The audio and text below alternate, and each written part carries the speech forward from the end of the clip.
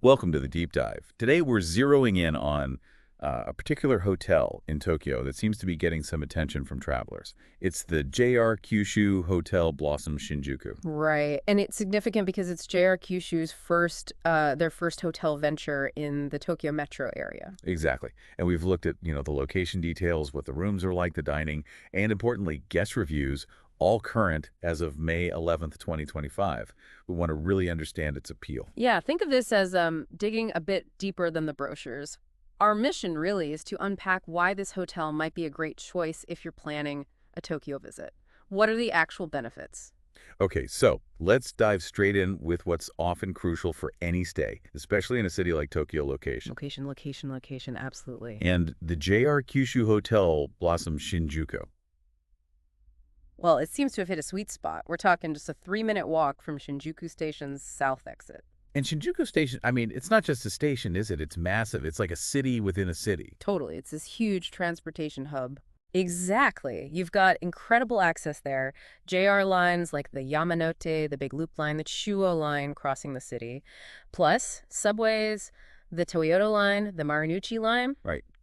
And maybe just as important for some travelers, the Shinjuku Expressway bus terminal is also just a 3-minute walk away. Okay, that's huge. So that opens up possibilities beyond just Tokyo City itself, right? Like day trips? Definitely. Think Hakone, Mount Fuji, other places nearby. It makes getting out of the city pretty straightforward from that one spot. So for you, the traveler, what this connection means is, well, less time spent figuring out complicated transfers and more time actually doing things. Being able to just jump on the Yamanote line within minutes, that's a massive time saver in Tokyo. Less stress, too. For sure. But it's not just about getting away from Shinjuku. There's actually a lot right there. Yeah, good point. What's nearby? Well, you're surprisingly close to some great green spaces. Meiji Jingu Shrine, that beautiful, peaceful shrine. It's maybe a 15-minute walk, about 1.3 kilometers. Nice escape from the buzz. Exactly.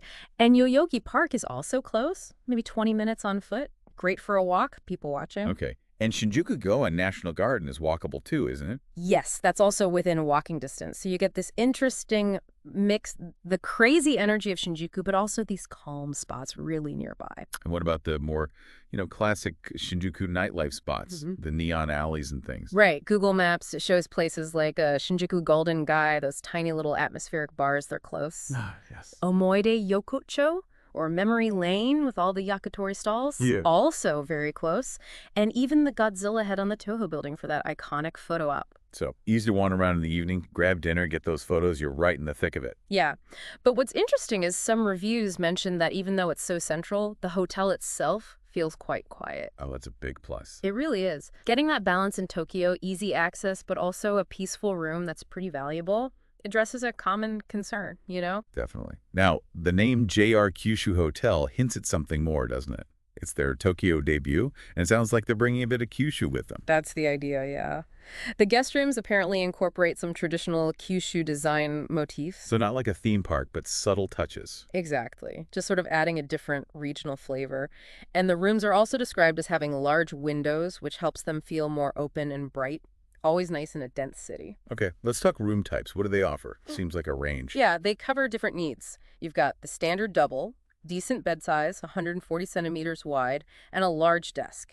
Might be good for, say, a solo traveler or a couple who needs a workspace. Then there's a queen version of that. Right. Standard double queen. Bigger bed, 160 centimeters, and useful storage near the window. Always need more storage. True. What about twins? They have a superior twin.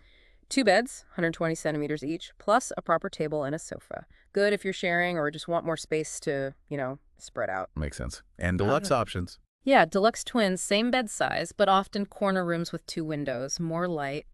And you can sometimes add an extra smaller bed for a charge. Useful for maybe small families. Okay. There's also a deluxe Hollywood twin. Seems to focus on comfort, wider beds, maybe slightly joined, feather pads, sofa space. But the one that really caught my eye was the premium twin with a scenic bath. Ah, yes. That one sounds quite special. Tell me more. Okay, so these are on the higher floors, 15th and 16th. They have views towards Nishi Shinjuku, the skyscraper district.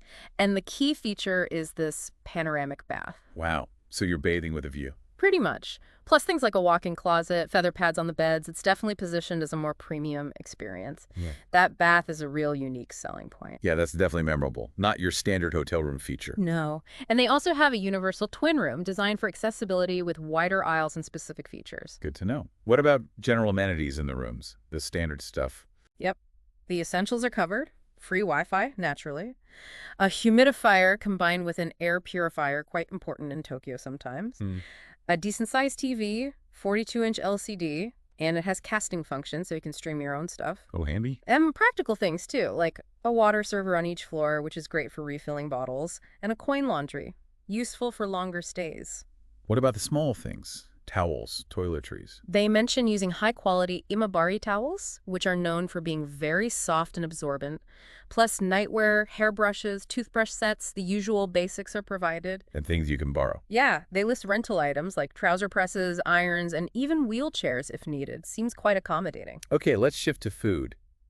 There's a restaurant on site. Yes, on the first floor, it's called Akasaka Umaya Shinjuku. Umaya. Any connection? Interestingly, yes, it's apparently connected to, or perhaps supervised by, the famous kabuki actor Ichikawa Enosuke. Adds a bit of cultural flair. Huh. What about breakfast? That's often a big deal for travelers. It seems to be quite a feature here. It's a buffet, served from 6:3 until 10:3, with last orders at 10:00. And what kind of food? They highlight that it features ingredients from Kyushu, JR Kyushu's home region. So alongside the typical Japanese and international breakfast options, you get a chance to try some regional specialties. Oh, that's neat. So you get a little taste of Kyushu without leaving Tokyo. Exactly. It's a smart way for them to showcase their roots and offer something a bit different from the standard hotel breakfast spread. Right. Okay, so that covers the hotel's offerings. But what are actual guests saying? How's the feedback? Overwhelmingly positive, actually. It's won a TripAdvisor Traveler's Choice Award. That's a good sign. Definitely. The overall rating on TripAdvisor is 4.4 out of 5. But digging into the specifics, location gets a huge 4.9. Wow, almost perfect. Yeah. Cleanliness is also very high at 4.7, and service gets a solid 4.4. And Booking.com. Even higher, they're an overall score of 9.6, which is exceptional. Again, location is singled out for particular praise. It's useful to hear specific comments, though. Any examples? Sure. Someone named Naomi from Israel wrote, "Great location, very clean rooms, comfortable beds, helpful staff, delicious breakfast." Pretty much covers all the bases there. Sounds like a very positive stay. Then Kelly from the U.S. mentioned it was convenient, quiet, away from the main roads, and specifically called out the staff for helping arrange luggage transfer to Kyoto. So that's great service. Go Yeah. the extra mile. Yeah. And Leslie from Canada echoed the great location point, saying it was central yet quiet and liked that the rooms were a good size and always clean. So location, quietness, cleanliness, service. Those seem to be the recurring themes. They really do. Now, to be balanced, the sources do mention a couple of minor criticisms. Some guests found the rooms a bit on the small side. Which can be common in Tokyo, right? It can be, yeah. And a few noted that the lighting in some common areas like hallways felt a bit dim. Okay, minor points it sounds like. Seems that way. The overall satisfaction level appears very high, especially considering that killer location. Good deal. Now, any tips for booking? Yeah. Savings. Well, one thing mentioned is the Genius discount program on Booking.com. If you have an account and log in, you might get a discount, potentially up to 10%. Worth checking that. Absolutely. The discount isn't guaranteed and varies, but it's always worth logging in to see if you qualify for some savings. Every little bit helps. For sure. Okay, what about like social media buzz? Is the hotel active or talked about much on platforms like X?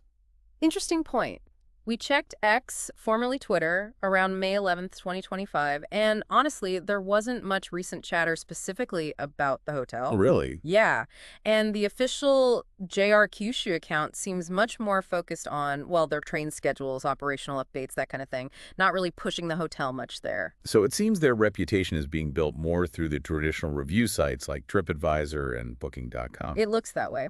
More through guest experience leading to positive reviews on those major platforms rather than a big social media push, at least currently, suggests they're confident in the product itself generating good word of mouth. Okay, so let's sort of wrap this up. What's the overall picture? Why is this hotel hitting the mark for tourists? I think it boils down to a really strong combination. First and foremost, that location. Being just minutes from Shinjuku Station is a massive advantage for anyone wanting to explore Tokyo easily. The ultimate convenience factor. Totally. Then you add the rooms comfortable, modern, clean, but with those little touches of Kyushu culture giving them some character. Right, not just generic. And the dining experience, especially that breakfast featuring Kyushu ingredients, adds another layer. Plus, the overwhelmingly positive reviews build confidence. People consistently praise the location, cleanliness, and service. So it really positions itself well as a base camp for Tokyo adventures. Super accessible, comfortable, and maybe a little bit distinct. Exactly. It seems to hit that sweet spot for a lot of travelers. Which leads us to a final thought for you, the listener. Thinking about this blend, the hyper-convenience of Shinjuku Station right there, combined with these subtle cultural nods to Kyushu in the design and food. How might staying here specifically shape your experience of Tokyo? Yeah, how might it influence the balance you strike between hitting all those famous landmarks and perhaps discovering some more local, maybe unexpected sides of the city? Something to think about as you plan your own trip.